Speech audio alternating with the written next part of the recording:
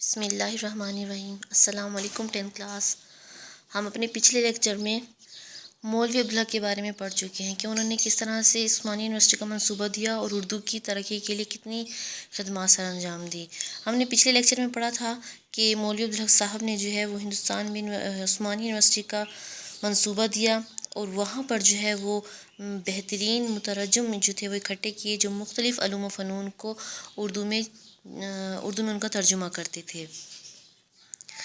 اب ہم آگے پڑھیں گے۔ دارالترجمہ کے پہلے ناظم مولوی عبدالحق صاحب ہی تھے، یعنی انتظام کرنے والے جو تھے منتظم وہ مولوی صاحب تھے۔ جب ان کی دوسری مصروفیات بڑھیں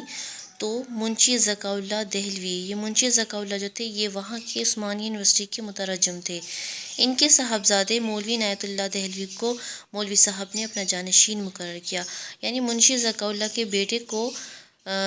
مولوی صاحب نے جو ہے وہ اپنا وارث یا قائم مقام یا گدی نشین مقرر کر لیا تھا۔ مولوی صاحب کی طرح یہ صاحب بھی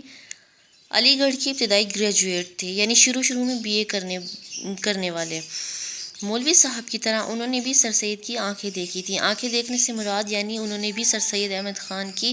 آنکھوں میں جوش جذبہ خود دیکھا تھا اور ان کے کاموں میں ہاتھ بھی بٹایا تھا۔ ترجمہ وہ بہت عمدہ کرتے تھے، بہترین قسم کا وہ عمدہ کرتے تھے، اتنا عمدہ، اتنا بہترین کہ ایک خط میں سر سید نے منشی ذکاء اللہ کو لکھا کہ تمہارا لڑکا تم سے اچھا ترجمہ کرتا ہے، یعنی مولوی عنایت اللہ دہلوی کی تعریف جو ہے وہ خود سر سید احمد خان نے ان کے والد سے خط میں کی تھی۔ جب گاندھی جی اردو کی جان کے لاگو ہو گئے، یعنی اردو کی ترقی سے جب وہ جلنے لگے اور اس کے دشمن بن گئے، کیونکہ مولوی عبدالحق صاحب جو ہے وہ اردو کے لیے بہت کام کر رہے تھے اور گاندھی کو جو ہے وہ اس چیز سے خطرہ تھا کہ کہیں پورے ہندوستان کی قومی زبان جو ہے وہ اردو نہ بن جائے۔ تو جب گاندھی کو خطرہ محسوس ہوا تو اس نے ہندوستانی کی آڑ میں ہندی کو ہندوستان کی قومی زبان بنانے پر جو ہے وہ تل گئے تھے۔ تو مولوی صاحب نے کیا کیا کہ انجمن کا دفتر اورنگ آباد سے دہلی منتقل کرنے کا ارادہ کر لیا، کیونکہ مولوی صاحب کو جو ہے وہ اردو زبان کے لیے خطرہ محسوس ہو رہا تھا، تو انہوں نے اردو کے لیے جو ہے وہ کہ اردو کی راہ میں کوئی رکاوٹ پیدا نہ ہو، انہوں نے وہاں سے اس کا دفتر منتقل کرنے کا ارادہ کر لیا تھا۔ مولوی صاحب دلی آئے اور دریا گنج میں ڈاکٹر انصاری کی کوٹھی کرائے پر لے لی۔ اس وقت دریا گنج میں سب سے بڑی کوٹھی ڈاکٹر انصاری ہی کی تھی۔ یہ بڑی تاریخی کوٹھی تھی، یعنی بہت پرانی اور قدیم کوٹھی تھی، تو اسی کو جو ہے وہ یہاں پر اپنا مرکز بنا لیا گیا تھا۔ جب تک ڈاکٹر انصاری زندہ رہے اس کوٹھی میں کانگریس کے تمام بڑے لیڈر جمع ہو کر مشورے کرتے تھے۔ کانگریس جو ہے وہ ہندوستان کی جماعت تھی، ہندوستان کی پارٹی تھی، اسی وجہ سے جو ہے وہ تاریخی کوٹھی جو ہے وہ بن گئی تھی۔ اسی کوٹھی کو مولوی صاحب نے اردو کا گڑھ بنایا اور انجمن کا دفتر اس میں منتقل کر دیا۔ مولوی صاحب نے اسی کو جو ہے وہ اردو کا مرکز بنا لیا تھا اور سارا دفتر جو ہے انجمن کا وہ یہیں پر منتقل کیا۔ دلی والوں نے مولوی صاحب کا عظیم الشان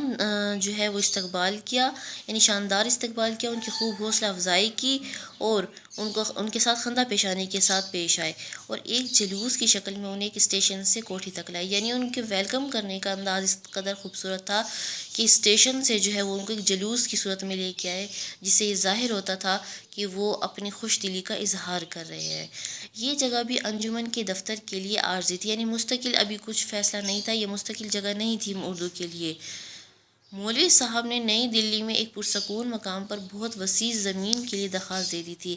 حکومت کو جو ہے انہوں نے ایک درخواست دے دی تھی جس میں زمین کا ایک بڑا رقبہ چاہیے تھا اور جو مستقل جو ہے وہ جگہ ہو، اردو کے مرکز کے لیے ایک مستقل جگہ کی ضرورت تھی، تو مولوی